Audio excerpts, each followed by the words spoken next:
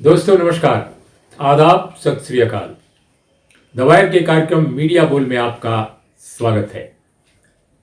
बिहार के चुनाव पर हम बात करेंगे कि मीडिया उसको कैसे कवर कर रहा है। और ये जो बीता सप्ताह है, अगर हम देखें तो बहुत ही दिलचस्प नज़ारे न सिर्फ इलेक्शंस के बल्कि हमारे देश का जो मेन स्ट्रीम मीडिया है वो इलेक्शंस को कैसे देखता है और कैसे कवर करता है, क्या रोल अदा करता है, वो रिपोर्ट कर रहा है, लोगों को उसके बारे में सूचना दे रहा है या उसमें कोई कारीगरी कर रहा है, क्या उसमें कोई अपना भी उसका खेल है, किरदार है। हम इन्हीं चीजों पर बात करेंगे। हमारे साथ दो खास मेहमान हैं। हमारे साथ स्मिता गुप्ता जुड़ेंगी, बहुत ही वरिष्ठ पत्रकार, और हमारे साथ नवीन उपाध्याय होंगे, दूसरे वरिष्ठ पत्रकार, और दोनों बिहार को बहुत अच्छी तरह जानते हैं। और दोनों की विशेषता है कि उन्होंने अपने तकरीबन 35-40 सालों के जर्नलिस्ट करियर में उन्होंने कई इलेक्शंस कवर किए हैं।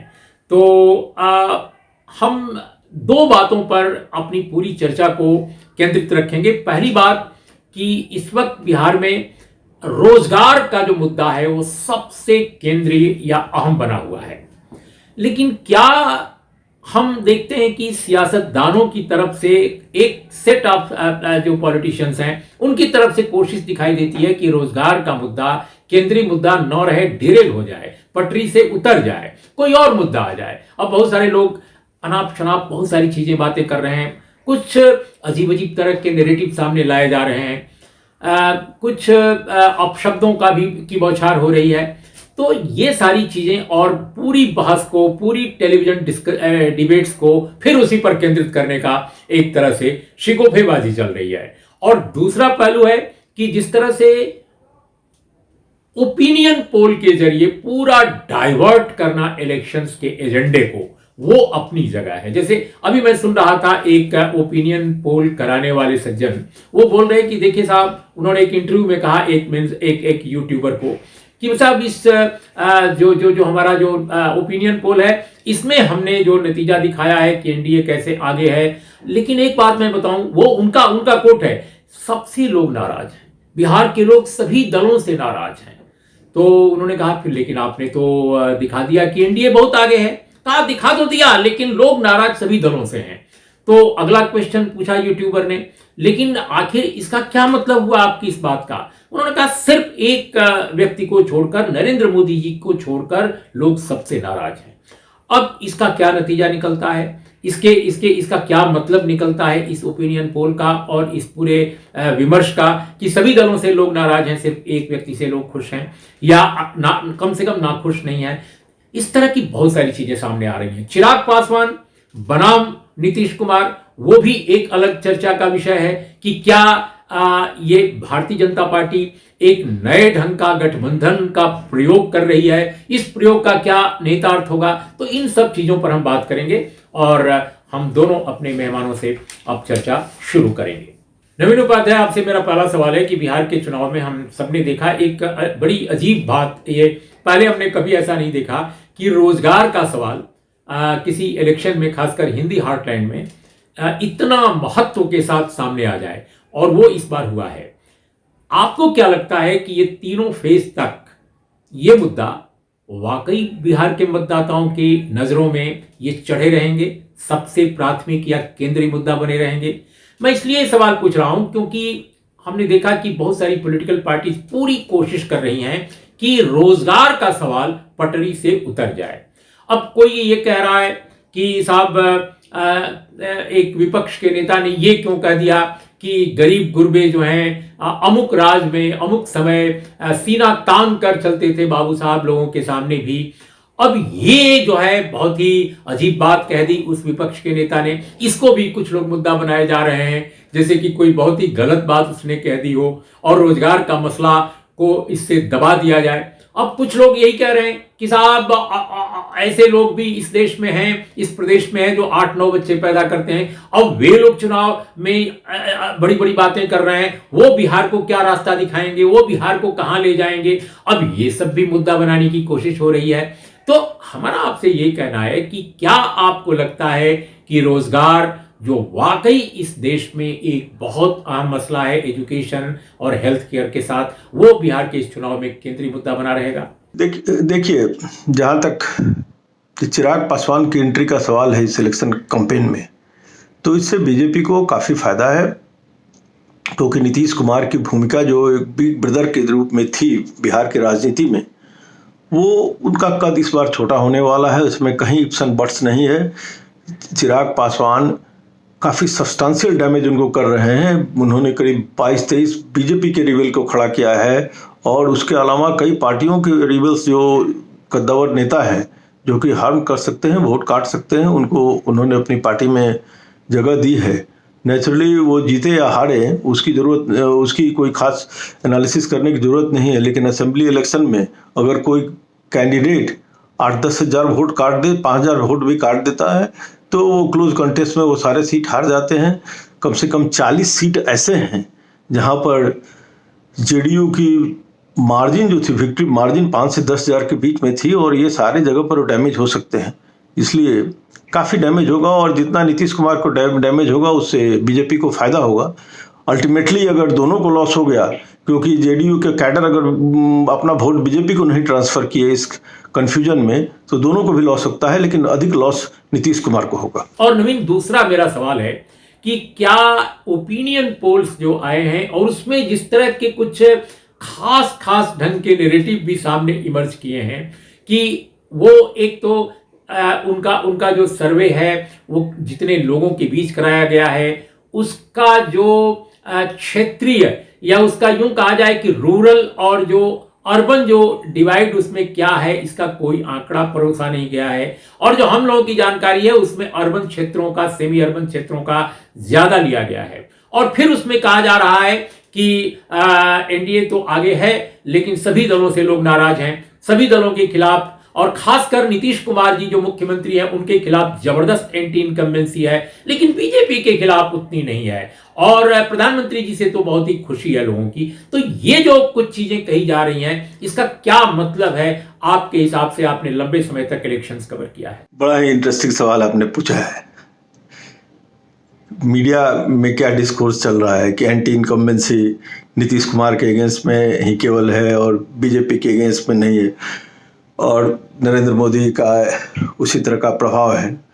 शायद मीडिया में जो डिस्कोर्स हो रहे हैं बिहार के मीडिया में, उस पर अगर हम लोग बात नहीं करें तो ठीक है, क्योंकि एज ए जर्नलिस्ट हमको शर्म आती है अपने आप को जर्नलिस्ट कहने में। जिस तरह का कवरेज हो रहा है बिहार की मीडिया में, पेड पत्रकारिता अपनी चरम पर है, और अगर आप देखेंगे जो कुछ चैनल्स हैं जिनको बिहार के स्पेसिफिक चैनल्स हैं, वो 80% समय अपना दिखाते हैं एनडीए के प्रचार को, और 20% से अधिक वो शायद महागठबंधन को नहीं दिखाते हैं।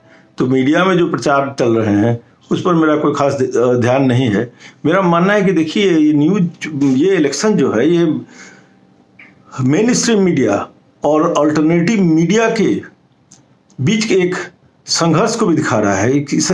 अल्टरनेटिव मीडिया को जो देखिएगा तो उसमें जो डिस्कोर्स है वो इंटायरली डिफरेंट है, और मेन स्ट्रीम मीडिया को अगर आप देखिएगा तो वो टोटल डिफरेंस है। वो केवल फोकस कर रही है एनडीए के लीडरों को स्पीच को हाईलाइट करने में, पॉजिटिव एस्पेक्ट्स को दिखाने में, और आधा से अधिक समय स्पॉन्सर्ड फीचर्स प्रोग्राम, और अगर न्यूज़पेपर्स की बात कीजिएगा तो वो तो भरे हुए पेड न्यूज़ से। उसमें किसी भी करस्पॉन्डेंट से अगर आप बात कर लीजिए तो आपको सच्चाई पता लग जाएगी, और ये सच्चाई इतनी घृणित है कि अपने आप को पत्रकार कहने में शर्म लगता है। अब रहा आपके मूल प्रश्न का जहाँ तक सवाल, तो मेरा मानना है कि नीतीश कुमार के अगेंस्ट में तो मैसिव एंटी इनकम्बेंसी है, इसमें कहीं कोई डाउट मत रखिए। इसलिए कि माइग्रेंट क्राइसिस जो है उसके दौरान और पोस्ट कोरोना नीतीश कुमार अपने घर से 144 दिन नहीं निकले। एक बहुत ही अच्छे वो प्रशासक रहे हैं। अनफॉर्चुनेटली ये last couple of years I think जिस तरह का उनसे एक्सपेक्टेशन था वो शायद नहीं हो पाया, और बिहार में जिस तरीके से लोगों को दिक्कत परेशानियां हुई वो कहीं ना कहीं दिखाई दे रहा है, जो आक्रोश है। सेकेंडली जो आपको यंग जनरेशन है जिसने लालू प्रसाद के उस जंगल राज को नहीं देखा है, उसको लिस्ट बॉदर्ड कि क्या हुआ था उस दौरान। उसको आने वाली समस्याएं जो हैं उस पर उसका ध्यान है कि उसको नौकरी मिले, उसके घर में खाने की रहे, एजुकेशन मिले, हेल्थ रहे। तो देखिए, नीतीश कुमार के अगेंस्ट में मैसिव एंटी इनकम्बेंसी है। जहाँ तक बीजेपी का सवाल है, क्योंकि बीजेपी ने बहुत क्लेवरली डिफ्रेंशिएट कर दिया है कि नीतीश कुमार अलग है और हमारी पार्टी अलग है। और बीजेपी का एक कोर वोट है जो हिंदुत्व से जुड़ा हुआ है, नरेंद्र मोदी से जुड़ा हुआ है। तो बीजेपी को, मेरा मानना है कि BJP should be able to retain its strength. लेकिन जहाँ तक नीतीश कुमार का है, उनके लिए बहुत बड़ा कठिन समय है। और देखिए, जहाँ तक मोदी फैक्टर का सवाल है, जिस तरह का लैक लस्टर मोदी की 3 रैलियाँ रहीं, फर्स्ट 3 रैलियाँ, उससे ये क्लियर है, एकदम क्लियर है कि उस तरह का उफान नहीं है सामने। और ये इलेक्शन बेसिक मुद्दों पर लड़ा जाएगा। आने वाले 2 फेज 3 फेज के में क्या होगा ये हम नहीं कह सकते। अभी तक जो स्थिति है उसमें तो शायद very tough for NDA.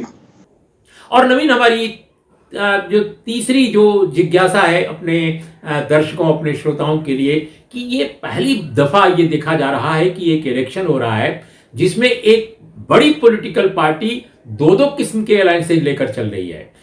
Nitish Kumar ji की पार्टी के साथ बीजेपी का अलायंस है, और चिराग पासवान जी की पार्टी के साथ खुलेआम अलायंस तो नहीं है, लेकिन पर्दे के पीछे क्या बिहार में हो रहा है ये सब जानते हैं। और अभी तेजस्वी सूर्या साहब, जो बीजेपी की यूथ विंग के चीफ हैं, उन्होंने हाल में बिहार के दौरे में जो बातें चिराग पासवान की इज्जत में या उनके सम्मान में कही हैं, वो दिलचस्प हैं। तो क्या आपको लगता है कि ये जो पैटर्न है, ये जो प्रयोग है, इसका क्या नतीजा है? देखिए उर्मिलेश जी, बेरोजगारी एक बहुत ही महत्वपूर्ण मुद्दे के रूप में बिहार के इस इलेक्शन के कैंपेन में सामने उभर कर आया है। आज अगर देखिए, 1 महीना पहले की अगर बात करें तो जितने ही पॉलिटिकल पंडित और पत्रकार थे, सबका मानना था कि बिहार का ये इलेक्शन जो है वन साइडेड अफेयर है। कारण भी था, क्योंकि पिछले पार्लियामेंट्री इलेक्शन में जो रूलिंग एनडीए अलायंस थी उसको 53% वोट मिला था और महागठबंधन को केवल 29% वोट मिला था। तो ये 24% वोट का जहाँ पर डिफरेंस था, वहाँ पर लग रहा था कि ये इलेक्शन का रिजल्ट फोरगुन कंक्लूजन होगा, लेकिन ये नहीं हुआ। और आज अगर देखिएगा तो तरह तरह के आकलन लगाए जा रहे हैं। सट्टा बाजार का जहाँ तक आकलन है उसके अनुसार तो महागठबंधन जीत रहा है, और ये जितने भी सट्टे बाजार हैं उन सब का आकलन अगर देखिएगा, फौलादी राजस्थान में हो, चाहे इंदौर, चाहे गुजरात। कारण ये है कि बेरोजगारी पर जो फोकस है अपोजिशन पार्टी का, सबसे बड़ा कारण यही है। बीजेपी की कोशिश रही है कि योगी आदित्यनाथ जैसे लीडर को बिहार के कैंपेन में लाकर और मुद्दा बनाया जाए, हिंदुत्व के मुद्दे को, राष्ट्रीयता के मुद्दे को एक सेंटर में लाकर खड़ा किया जाए। लेकिन ऐसा नहीं हो पाया है, क्योंकि तेजस्वी ने वन एंड ओनली मुद्दा रखा है बेरोजगारी, गरीबी, करप्शन। इन सब चीज़ों को जब सामने रख के रखा गया तो पहली बार लग रहा है भारत के इस लास्ट 5-6 साल के नरेंद्र मोदी के रिजीम में कि अगर सोनली फोकस किया जाए अहम मुद्दों पर जो जनता के दिन प्रतिदिन के मुद्दे हैं और लाइफ को इम्पैक्ट करते हैं, तो ये जो हिंदुत्व के मुद्दे हैं वो गौन हो जाते हैं।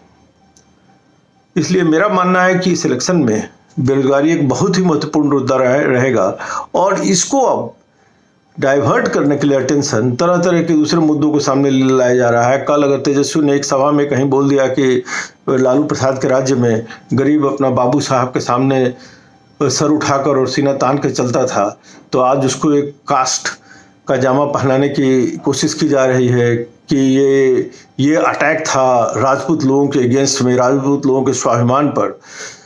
हमको नहीं लगता है कि तेजस्वी ने कोई ऐसी बात कही कि जो गलत है। अगर गरीब सीना तान के चलता था तो ये सही बात थी। क्यों? क्या केवल फ्यूडल लोगों का ही अधिकार है जो वो सीना तान के चलेंगे? बाबू साहब से मतलब यहाँ पर मेरा नहीं मानना है कि वो किसी वर्ग विशेष को संबोधित कर रहा था। आई थिंक वो उन लोगों को एड्रेस कर रहा था जो कि फ्यूडल एलिमेंट है। लेकिन जिस तरीके से कल से मीडिया के द्वारा और नेताओं के द्वारा कोशिश की जा रही है कि इशू को डाइवर्ट करके अब ये एक परसेप्शन बनाया जाए कि लालू के राज्य में अगर तेजस्वी का राज्य सामने आता है तो वो लालू के राज्य का रिपीटेशन होगा और उसी तरह का एक डोमिनेशन होगा, यादव लोगों का और अपर कास्ट के लोगों को बेइज्जत और ह्यूमिलिएट किया जाएगा। ये कोशिश की जा रही है ताकि बेरोजगारी के मुद्दे से लोगों का ध्यान हटाया जा सके। मेरा मानना है कि ऐसा शायद नहीं हो सके, क्योंकि माइग्रेंट क्राइसिस जो हुई और बिहार के लाखों करोड़ लाखों लोग 30-40 लाख लोग पैदल आना पड़ा, बहुत भारी संकट में गुजरे, उसका इम्पैक्ट पड़ा, उसकी मेमोरी लोगों के पास है। और जिस तरीके से कोरोना के लॉकडाउन में लोगों की समस्याएं बढ़ती गई, वो रियल इश्यूज हैं। और आज बिहार का एक बहुत बड़ा तबका caste cutting across caste line वो खड़ा हो गया है नीतीश कुमार के सामने। तो ऐसी स्थिति में मेरा मानना है कि आप जो भी प्रयास करें कि इस अहम मुद्दों को दरकिनार करके हिंदुत्व के मुद्दों को सामने लाया जाए, शायद वो सफल नहीं हो पाएगा।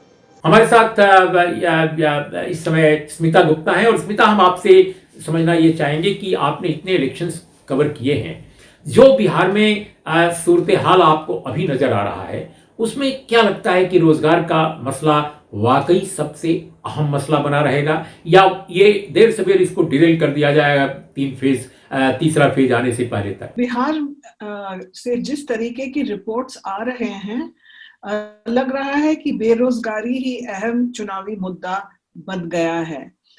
इसके कई वजह हैं। पहली बात तो ये है कि जो बिहार के से मजदूर बड़े शहरों में जाते थे काम के लिए, वो कोरोना और लॉकडाउन की वजह से वापस आ गए। इनकी गिनती 32 लाख के करीब है। वापस आने के बाद इनको बिहार में ना रोजगार मिला, और सरकार के तरफ से जो नरेगा और जो ज्यादा राशन देने की आश्वासन थी, उसका भी कोई भरपाई नहीं हो पाया। काफी लोग इनमें से तो वापस भी चले गए हैं। दूसरी बात है कि बाढ़ आ गया और इससे खेती की बर्बादी हुई। तीसरी बात, बिहार के लोग सरकारी नौकरियों पे ज्यादा ध्यान देते हैं। अब बहुत सारा प्राइवेटाइजेशन की बात चल रही है, रेलवेज की भी प्राइवेटाइजेशन की बात चल रही है, और जो सरकारी नौकरियां बिहार में भी है वो भी भरे नहीं हैं। तो ये तीन मुद्दा के वजह से अब बेरोजगारी ही अहम मुद्दा बन गया है। और इसको बनाने में तेजस्वी यादव, जो आरजेडी के नेता हैं और महागठबंधन के मुख्यमंत्री के चेहरा हैं, उन्होंने एक भारी सभा में ये उन्होंने आश्वासन दिया कि यदि उनका सरकार आता है तो वो 10 लाख नौकरियां देंगे, जिसमें से 5 लाख तो ऐसे हैं जो बिहार में ऑलरेडी वैकेंसीज हैं। आप समझ सकते हैं कि ये क्यों इतना बड़ा मुद्दा बन गया, क्योंकि उसके तुरंत बाद ही बीजेपी के तरफ से ये घोषणा हो गया कि वो 10 लाख नहीं 19 लाख नौकरियां दे देंगे। तो इससे साबित होता है कि जो ग्राउंड से उनको रिपोर्ट्स मिल रहे थे भाजपा को, उनको भी लगा होगा कि बेरोजगारी ही अहम मुद्दा है। अब बात रह गई कि अब क्या ये मुद्दा चुनाव तक रहेगा या भाजपा इसको पोलराइजेशन के तरफ ले जाएगा। भाजपा के तो पूरा कोशिश यही रहा है कि इस चुनाव को भी वो पोलराइज कर दे, हिंदुत्व को सामने लाए। आप देख सकते हैं कि नेता अपने भाषणों में आर्टिकल 370 को रद्द करने की बात ला रहे हैं। वो राम मंदिर बनाने की बात ला रहे हैं, जबकि इन दोनों मुद्दे से बिहार के लोगों का कोई ताल्लुक नहीं है। एक चुनावी सभा में जब नेता ने कहा कि अब आप आर्टिकल 370 को हमने रद्द कर दिया है, आप कश्मीर में जाकर जमीन खरीद सकते हैं, तो एक रिपोर्ट में एक आदमी वहां सभा में जो जुटा था, उसने कहा कि यदि मेरे पास पैसा होता जमीन खरीदने के लिए, मैं तो बिहार में ही खरीदता। अब इससे थोड़ा अंदाजा तो लग ही जाता है कि ये मुद्दा उतना लोगों में नहीं छा रहा है, मगर अभी भी बीजेपी का तो काफी कोशिश रहेगा कि वो इस इलेक्शन को भी पोलराइज कर दे, ताकि हिंदू मुसलमान हो जाए पूरा चुनाव। अब रह गई ये जो बात जो तेजस्वी यादव ने कहा कि लालू जी के राज में गरीब भी बाबू साहेब लोगों के सामने सीना तान कर चलते हैं, तो ये क्या ये गलत था उनका कहना? इससे उनका लोगों उनसे बिखर जाएंगे या और भी लोग आएंगे? मेरा जो विश्लेषण ये है कि जब तेजस्वी यादव चुनावी सभा में पहले सामाजिक न्याय की बात की, फिर उन्होंने ये भी कहा कि हमको सामाजिक न्याय से हमको आर्थिक न्याय लोगों को देना चाहिए। उनका जो कोशिश था कि उनका जो MY समीकरण है, मुस्लिम यादव समीकरण है, उसको बढ़ाया जाए, क्योंकि यदि आप आर्थिक न्याय की बात करते हैं तो फिर आप दूसरी जातियों को भी उसमें लाते हैं, उसको बढ़ाते हैं। मगर शायद ये भाजपा की कोशिश, पोलराइजेशन की कोशिश, उनका बार बार ये उनके नेताओं का कहना कि महागठबंधन के पास और RJD के पास सिर्फ MY है और कोई जातियां उनके साथ नहीं जुड़े हैं, तो जब इन्होंने अपने पिताजी के ये बात दोहराया कि गरीब भी बाबू साहब लोगों के सामने सीना तान कर चलते थे, वो उन लोगों को याद दिलाना चाहते हैं, मतलब जो यादव छोड़ के जो बाकी OBC हैं, जो दलित हैं, महादलित है, कि वो भी तो उसमें शामिल थे, सब शामिल थे, जो सब लोग गरीब थे और लालू जी ने उनको एक आत्मशक्ति दिया था जिससे वो अपना सिर उठा पाए। क्योंकि तेजस्वी को भी मालूम है कि यदि वो सिर्फ MY तक सीमित रह जाए उनका वोट्स, और ये जो बाकी OBCs और बाकी दलित महादलित दूसरे तरफ चले जाए, तो वो तो चुनाव जीत नहीं पाएगा। तो इसलिए उसने, मुझे लगता है इसलिए उन्होंने लालू जी की बात को दोहराया, क्योंकि आप लोगों को भी याद रहेगा कि जब लालू जी मुख्यमंत्री होते थे, एक बड़ा फेमस स्टेटमेंट उनका होता था लोगों को कि मैंने तो आप लोगों को स्वर्ग नहीं दिया, मगर मैंने आपको एक स्वर दिया है। तो तेजस्वी उसी चीज को कोशिश कर रहा है ताकि उनका वोट बेस बढ़े। और दूसरी मेरी जो आपसे जिज्ञासा है अपने दर्शकों और श्रोताओं के लिए, क्या आपको लगता है कि ये जो एक नैरेटिव सामने लाया जा रहा है कि एंटी इनकम्बेंसी बिहार में है लेकिन बीजेपी के खिलाफ नहीं है, तमाम पोल सर्वे कह रहे हैं और अन्य लोग भी कह रहे हैं, तमाम खासकर टेलीविजन चैनलों में ये कहा जा रहा है, तो क्या ऐसा होता है कि किसी गठबंधन के मुख्यमंत्री के खिलाफ तो एंटी इनकम्बेंसी हो सत्ताधारी दल में, लेकिन उप मुख्यमंत्री के विरुद्ध न हो, किसी मंत्री के विरुद्ध न हो जो दूसरे किसी पॉलिटिकल पार्टी का हो, चाहे वो कोरोना दौर में भले ही हेल्थ मिनिस्ट्री उसके पास क्यों ना हो? देखिए, नीतीश कुमार अब बिहार के मुख्यमंत्री 15 साल से रह चुके हैं, और जहाँ की उनका जो पहला 5 साल था वो काफी सफल था। उन्होंने खूब रास्ते बनाए थे और लॉ एंड ऑर्डर को कंट्रोल कर पाए थे। मगर उसके बाद जो 10 साल आए उसमें उन्होंने जो दूसरे वो शिक्षा हो या हेल्थ हो या नौकरियां हो, उस दिशा में उन्होंने ज्यादा काम नहीं कर पाया। तो दूसरी बात है कि 2015 में जब उन्होंने चुनाव लड़ा था, तब उन्होंने लालू प्रसाद यादव के आरजेडी और कांग्रेस के साथ महागठबंधन बनाकर वो चुनाव लड़े थे और जीते थे। मगर 2 साल के भीतर ही उन्होंने उनको छोड़कर भाजपा का हाथ थाम लिया था।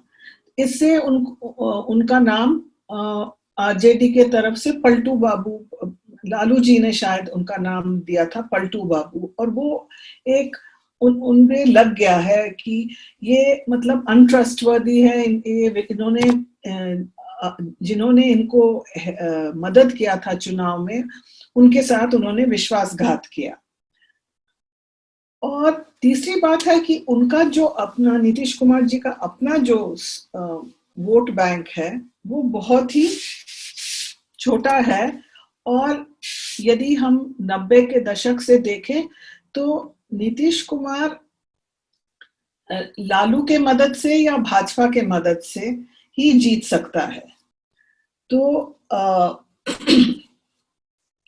जो एंटी इनकम्बेंसी अभी दिखाई पड़ रहा है बिहार के सरकार के खिलाफ, वो ज्यादातर नीतीश कुमार के खिलाफ है, बजाय कि बीजेपी, जबकि बीजेपी भी पार्टनर है सरकार में।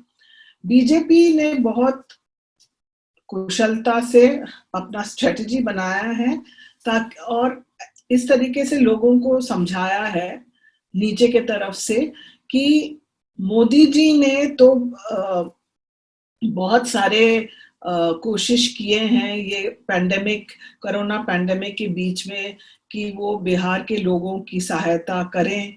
उन्होंने पैसा भेजा है, उन्होंने राशंस भेजे हैं, मगर स्टेट सरकार, जो प्रदेश का सरकार है जो नीतीश कुमार के हाथ में है, उसके कमियों के वजह से ये लोगों तक पहुंच नहीं पाया है।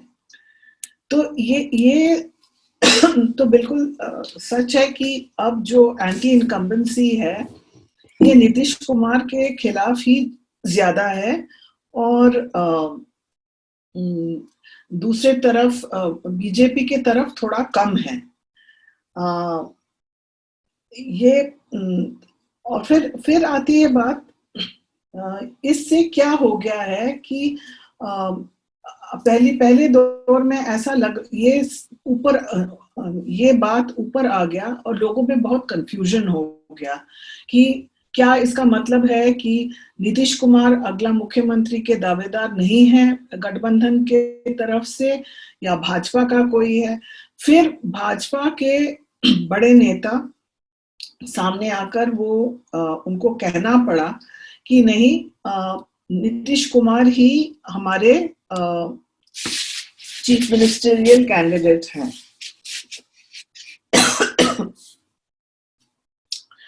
अब जो कास्ट फैक्टर है, जो सवर्ण जातियां हैं, जो भूमियार हैं, ब्राह्मण हैं, राजपूत हैं, ये सब तो ज्यादातर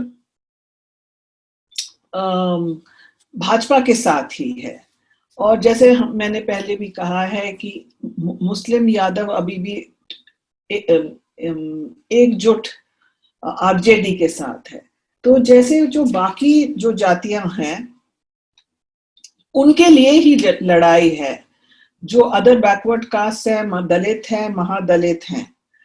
और अब देखना पड़ेगा कि ये महागठबंधन का जो कोशिश है कि ये सामाजिक न्याय से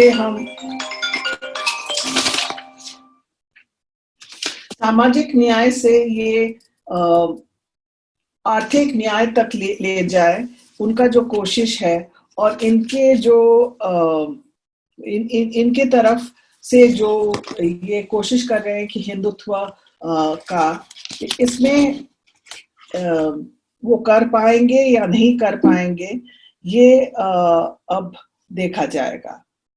और तीसरा मेरा सवाल है कि चिराग पासवान के साथ जो प्रयोग बीजेपी ने किया है, जो दिखाई दे रहा है तो क्या ये आपको लगता है कि नीतीश कुमार के साथ गठबंधन और चिराग पासवान के साथ भी पर्दे के पीछे का गठबंधन, ये प्रयोग क्या बीजेपी के लिए फायदेमंद साबित होगा? देखिए, ये जो भाजपा का जो चिराग बनाम नीतीश कुमार एक्सपेरिमेंट है, इससे तो काफी एक कंफ्यूजन तो पैदा हुआ है।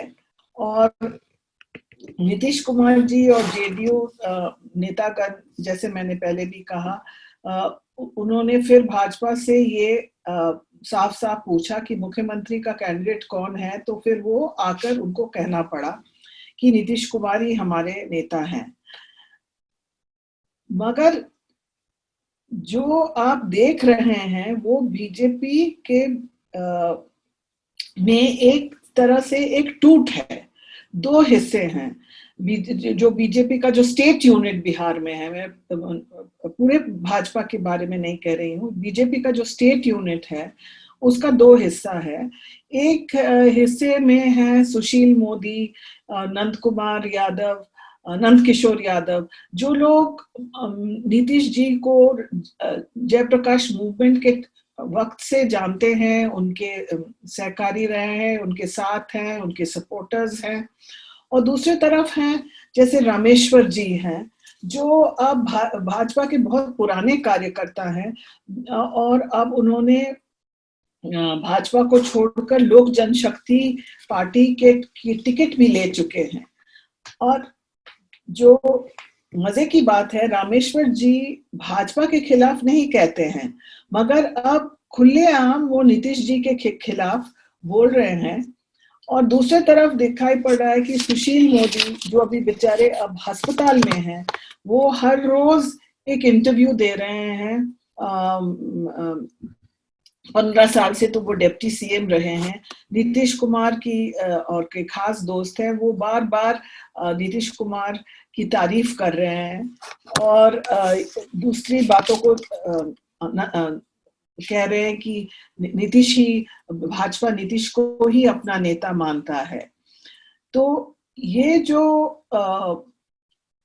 दोनों के बीच में जो बीजेपी का सेंट्रल लीडरशिप है, जो कोशिश कर रहा है कि नीतीश को एक तरफ कर दे, नीतीश का जो हिस्सा रहेगा सीट्स में उसको कम कर दे, चिराग पासवान का हिस्सा को बड़ा कर दे, ताकि भाजपा और चिराग पासवान चुनाव के बाद सरकार बना पाए और नीतीश कुमार का हिस्सा इतना कम हो जाए कि वो शायद मुख्यमंत्री ना बन पाए। ये तो बीजेपी की सोच है, मगर चिराग पासवान का जो सोच है वो तो अलग है, क्योंकि चिराग पासवान को आप देखेंगे कि उनका जो आइडियोलॉजी, विचारधारा, इससे शायद उनका ज्यादा लेना देना नहीं है। उनका एक ही निशाना है कि जो बिहार की नेताओं की जो अगली पीढ़ी है उसमें वो आगे रहें। आप देखेंगे कि 90 के दशक से लालू जी, पासवान जी और पासवान जी और नीतीश जी, ये तीन जो जेपी मूवमेंट से निकलकर बिहार राजनीति में छा गए थे, उनका दौर रहा है। पासवान जी नहीं रहे, लालू जी जेल में हैं और उनका तबीयत भी उनका उतना ठीक नहीं है, और नीतीश जी को सबने घेर भी लिया है। इस चुनाव में वह अपने राजनीतिक अस्तित्व के लिए लड़ रहे हैं। चुनाव के बाद या क्या वो खड़े रहेंगे या नहीं खड़े रह पाएंगे, ये तो अभी कहा नहीं जा सकता है, मगर वो ये तो कहना सही होगा कि वो अपने राजनीतिक अस्तित्व के लिए ये लड़ाई लड़ रहे हैं। अब लग रहा है कि अगली पीढ़ी का वक्त आ गया है। अगली पीढ़ी में तीन नेता हैं, तेजस्वी यादव आरजेडी के नेता, चिराग पासवान एलजेपी के नेता, और तीसरा है कन्हैया कुमार।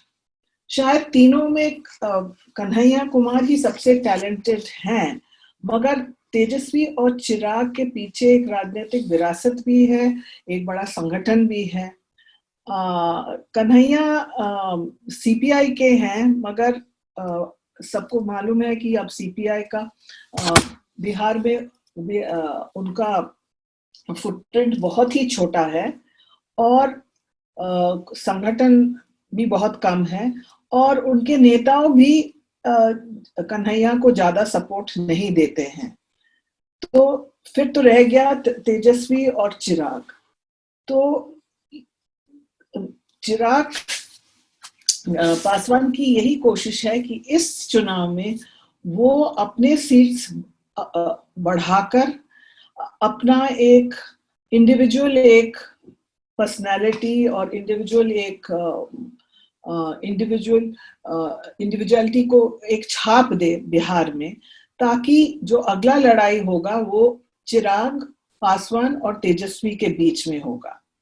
तो बीजेपी का मकसद हो सकता है कि हम चिराग पासवान का इस्तेमाल करके नीतीश को का नेतृत्व से हटाकर अपना नेता बिठाए, मगर चिराग पासवान का तो मुझे लगता है वो तो अपने को नेता साबित करने की लड़ाई लड़ रहा है। तो दोस्तों, आपने हमारे दोनों मेहमानों की चर्चा सुनी।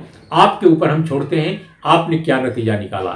नतीजा तो 10 को आएगा। हम अपनी ओर से कुछ भी कमेंट नहीं करेंगे कि कौन की जीत रहा है, कौन हार रहा है। चुनाव है और चुनाव में कुछ भी हो सकता है, लेकिन नतीजा आप निकालिए। नमस्कार, आदाब, सत श्री अकाल।